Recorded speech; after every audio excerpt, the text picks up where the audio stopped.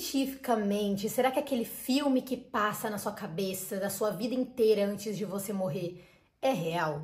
Biologicamente falando, meu nome é Bianca Witzel e seja muito bem-vindo e bem-vinda a mais um vídeo aqui no canal. Eu acho extremamente extraordinário entender como cada religião entende a morte. Vamos falar primeiro desse lado. Mas antes de começar, curte esse vídeo, já se inscreve no canal, porque isso me ajuda muito a crescer aqui no YouTube. Vamos lá, para os católicos, a morte significa caminhar ao encontro da eternidade. O céu e o inferno não são lugares geográficos, mas sim estados. O céu é a participação plena de Deus, enquanto o inferno é o distanciamento dele. É como se o inferno significasse não participar mais do amor de Deus. Para os espíritas, a morte não existe, ela é como se fosse um passaporte para verdadeira vida. Eles acreditam em reencarnação, ou seja, a volta do espírito em um novo corpo, um novo contexto, uma nova família, até em um outro país. E a reencarnação é uma necessidade para evoluir. Para os evangélicos, a morte acontece apenas uma vez. Morreu, acabou. O que é matéria vira pó e o que é espírito vai se encontrar com Deus. Para o judaísmo, a morte é vista como naturalidade, como parte do ciclo da vida. O que as pessoas fazem durante a vida aqui na Terra terá reflexo depois de morrer. Os que ficaram sofrerão com os impactos daqueles que se foram. Para o budismo, a morte significa renascimento. Ao morrer é como se a gente deixasse a terra impura e fosse para a verdadeira terra pura. Para o budismo, eles não acreditam em inferno. Todas as ações do ser humano, sejam boas ou ruins, serão julgadas ao longo da vida aqui na Terra. Eu não vou citar todas as religiões, porque o vídeo não é sobre isso. Eu tô citando um pouquinho sobre como cada religião entende a morte pra gente passar pro outro lado e entender como a ciência entende a morte. Mas fique à vontade aqui nos comentários para você escrever um pouquinho da sua religião, acrescentar alguma coisa no que eu falei. Mas eu quero lembrar que esse vídeo, ele é meu. Eu tenho total controle dos comentários, então se eu ver algum comentário desrespeitoso com qualquer que seja religião, eu vou apagar. Então nem adianta comentar, não perde seu tempo. Bom, eu falei o que significa morte para algumas religiões, mas o que ela significa no âmbito científico? O que é a morte para a ciência? A morte é a única certeza que a gente tem na vida e também a coisa mais misteriosa que a gente conhece.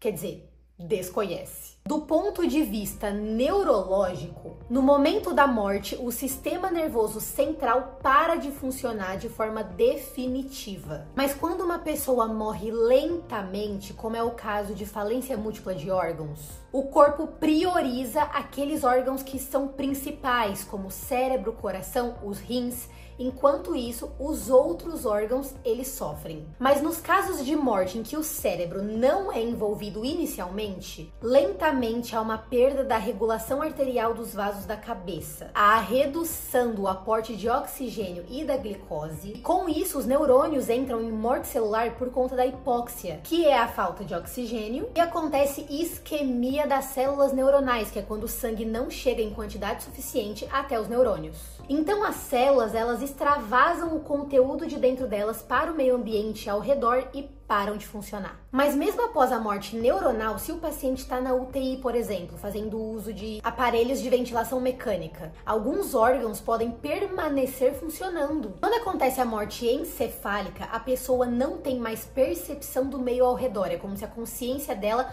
morresse ali. Mas os órgãos que não fazem parte do sistema nervoso, eles podem continuar funcionando de forma artificial e podem funcionar por semanas. Muito louco isso, né? E caso o coração pare de bater por causa de uma parada cardíaca, por exemplo, alguns órgãos, como o pulmão, podem se manter viáveis até 4 horas depois da parada cardíaca para serem transplantados. E o rim por até 36 horas, mas isso se eles estiverem em um ambiente adequado de armazenamento. Então, para a ciência, a morte depende de cada ponto de vista. E o que podemos sentir no momento da morte? Um trabalho chamado Aware, publicado na revista Resuscitation, entrevistou 101 pacientes que sofreram parada cardíaca, mas foram salvos por tratamento médico. Quase a metade relata não lembrar nada. 40% relataram que tiveram memórias detalhadas, como ver algum ambiente, ver pessoas ou sentir um medo intenso. E 9% relatou que sentiram fenômenos parecidos com experiência de quase morte. E agora que vem a parte mais interessante desse vídeo. Enquanto algumas pessoas podem achar isso muito legal, outras podem achar isso muito triste. Pesquisadores conseguiram analisar pela primeira vez um cérebro na hora da morte. O paciente tinha 87 anos, ele tinha epilepsia e ele estava realizando um exame de eletroencefalografia quando ele teve um ataque cardíaco fulminante. Nesse estudo, que foi publicado na revista Frontiers in Aging Neuroscience, foi possível captar momentos antes e depois da morte desse paciente. E 15 segundos antes e depois houveram oscilações gama, com um ritmo de funcionamento eletroencefalográfico bem alto, com mais de 32 Hz de frequência. E as ondas gama estão associadas à memória, à meditação, aos sonhos. O neurocirurgião, que é um dos pesquisadores desse artigo, explica que durante a fase de sono REM, que em inglês significa Rapid Eye Movement, e é o momento que a gente sonha, acontece um relaxamento do corpo, mas uma alta atividade cerebral, e é nesse momento que as ondas gama podem ser captadas. Ou seja, isso mostra uma grande possibilidade de realmente passar um filme na nossa cabeça momentos antes da gente morrer. A gente passa por um momento de superconsciência, onde memórias de alta relevância, normalmente as memórias emocionais,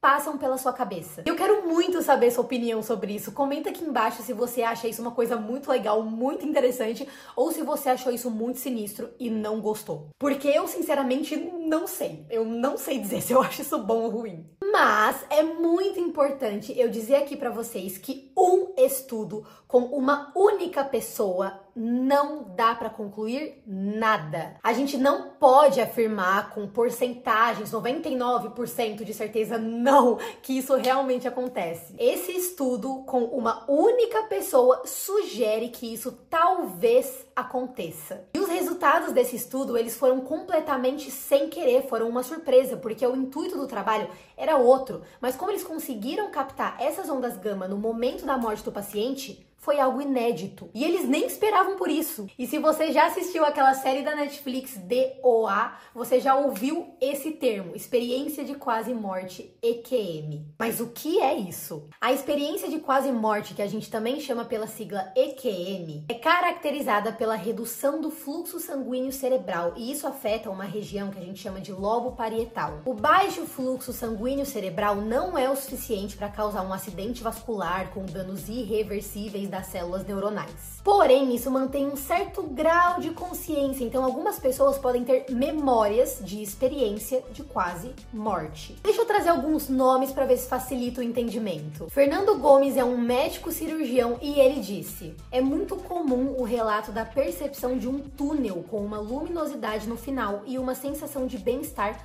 provavelmente provocada pela liberação de neurotransmissores, como por exemplo, derivados de opioides, endorfinas e correlatos. Um outro médico neurologista, Felipe Chaves Duarte, explicou isso. A sensação de estar entrando em um túnel de luz acontece quando existe uma queda da pressão nos vasos que irrigam a retina, que ocorre durante paradas cardíacas. Nesses tipos de experiências de quase morte, durante situações de grande estresse físico, como paradas cardíacas, por exemplo, pode haver a estimulação e a liberação de vários hormônios, como a noradrenalina, por exemplo, que é um hormônio que está ligado com a reação ao medo e ao estresse, além de estar ligada a regiões que medeiam a emoção, como a amígdala e o hipocampo. Outros neurotransmissores que parecem estar envolvidos são os opioides endógenos, que são produzidos pelo próprio cérebro. E a gente também tem a dopamina nesses casos, que é o hormônio da felicidade. Ela provoca uma sensação de prazer. E também tem aquela sensação de estar fora do próprio corpo. Isso acontece durante padrões interrompidos do sono, que é o caso da paralisia do sono, por exemplo. São as situações em que a pessoa ainda está dormindo, mas tem total ciência do mundo externo. E a região do cérebro que pode causar essa sensação artificial de estar fora do corpo está entre as regiões dos lobos temporal e parietal. E se essa região é estimulada, a pessoa pode ter essa sensação, o que parece muito comum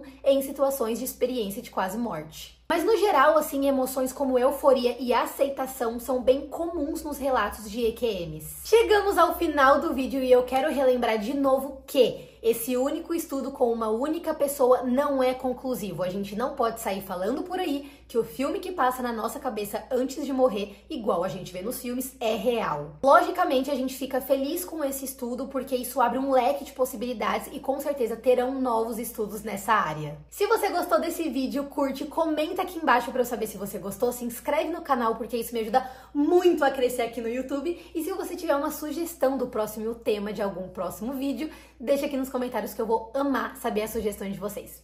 Um beijo!